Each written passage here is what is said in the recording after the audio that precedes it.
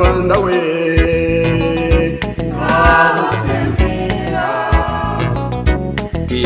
nshuti yanjye we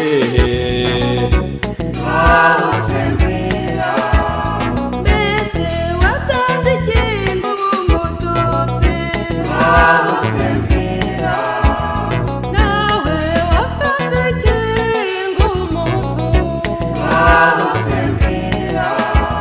mbega uwo mutwe yakojeje ingingo yibagirane u Rwanda rugizwe n'inyabutatu abahutu abatwa n'abatutsi kandi habuzemo n'umwe ntabwo rwaba rugiye u Rwanda. Turabasuje mwese abaduteze amatwi kuri uyu mugoroba n'umwanya w'ikiganiro tuganire, ikiganiro mumenyereye itambuka kabiri mu cyumweru. Kuri mugoroba rero ikiganiro cyanyu kiribanda cyane ku makuru yo mu Rwanda no mu karere, kigaruka nanone ku bisubizo twageneye abatwandikiye kuko muri benshi bafite amatsiko y'uburyo tuganire ashobora kubafasha kugaragaza ibitekerezo byanyu. Ikiganiro kandi mwagiteguriwe na Stanislas Kurazikubone.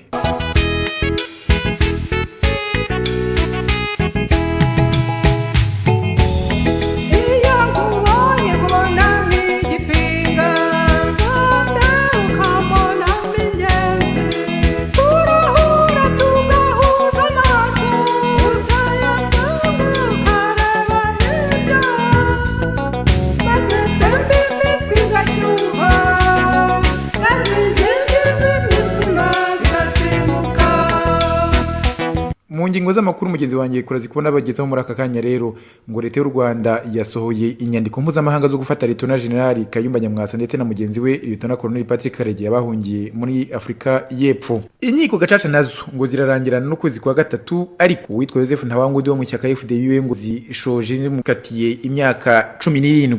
Mu makuru ya politiki, umwe mu bayobozi b'imitwe ya politiki iri mu Rwanda ngo aherutse kwandikira Paul Kagame amusaba gushyiraho ake ngo amashyaka yose abone ubwisanzure bwo kwitegura amatora yo muri uyu mwaka wa 2010. Mu Rwanda kandi ngo haravugwa gahunda ikomeye cyane yo guteza imbere ingufu zikomoka ku mirasire y'izuba.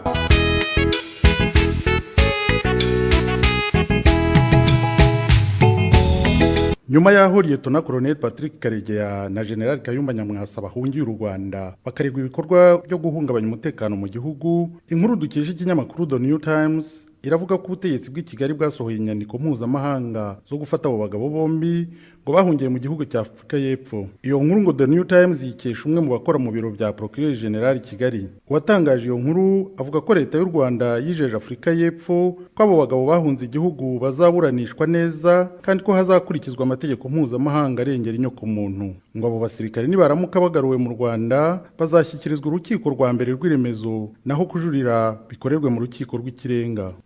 Mu gihugu hose inkiko gacaca zizasozwa muri uku kwezi kwa gatatu. Inkuru dukesha ikinyamakuru Izuba Rirashe iravuga ko ubuyobozi bukuru bw'inkiko gacaca bwatangaje ko imirimo y'izo nkiko mu gihugu hose igomba gusozwa. Kugeza ubu imirenge myinshi yo mu gihugu yashoje imirimo y'inkiko, ariko hari aho batarasoza kubera ko hari aho bagiye basubiramo ikusanyamakuru.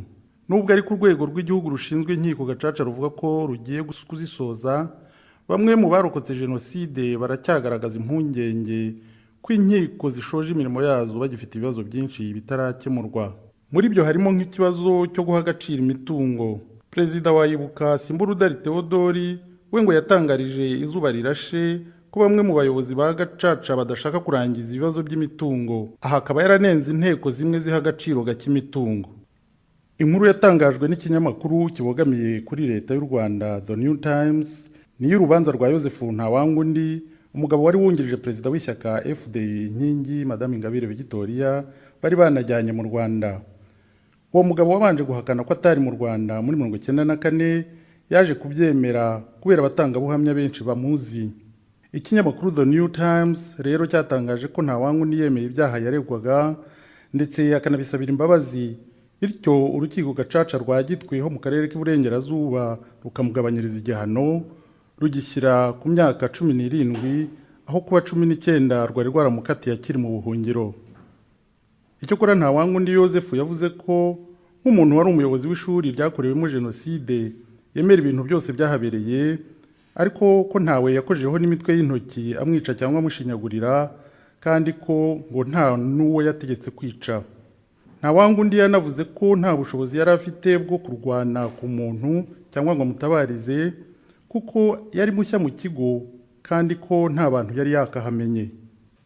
Tugarutse ku by'ishyaka FDU inkingi, twabamenyesha ko urihagarariye Madame Victoria Ingabire yandikiye Perezida Paul Kagame ku itariki ya 23 z'uku amusaba gukora ibishoboka byose ngo amashyaka yose yifuza kujya mu matora yo mu kwezi kwa munani ahabwe rugari nk'uko biteganywa n'amategeko agenga u Rwanda.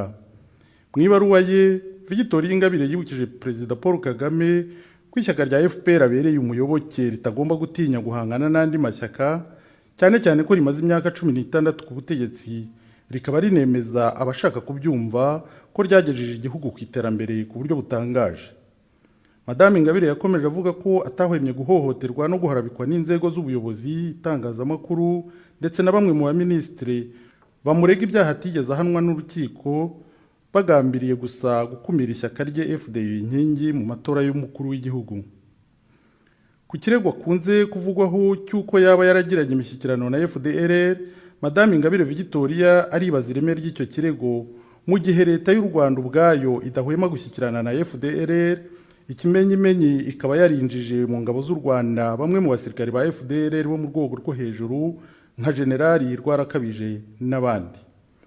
Perezida wa FDU inkingi akaba asaba ko ishyaka rye ryahabwa uburenganzira busesuye bwo gukora kongere ritabangamiwe n'ubuyobozi bw'u Rwanda. Madame Ingabire yemeza ko bukomeje kwigaragazaho imyumvire inyuranyije n'intego za demokarasi. Mu Rwanda ngo batangiye guha agaciro umuriro uturuka ku mirasire y'izuba kurusha ndetse ingufu zikomoka ku mazi no ku bimera nk'amakara. Iyo myumvire mishya izafasha mu kubungabunga ibidukikije ngo Minisiteri y'Ibikorwa Remezo yahagurukiye kwicengeza mu baturage. Ibyo ngo Minisitiri akaba yarabigarutseho kuri 19 z'uku kwezi ubwo yatangizaga imishinga yo gukwirakwiza amazi n'amashanyarazi mu gihugu. Leta y'u Rwanda ngo icyo yifuza nuko ingufu zikomoka ku mirasire y'izuba zashobora gukoreshwa mu gucana no guteka mu ngo z'abantu, mu bigo by'amashuri ndetse no mu mavuriro. Ku bufatanye bw'ikigo Nordic Development Fund cyo muri Scandinavie ngo barateganya gukwiza mu gihugu hose ibyuma bigeze ku 10,000 bishyushya amazi bikoresheje ingufu zituruka ku mirasire y'izuba.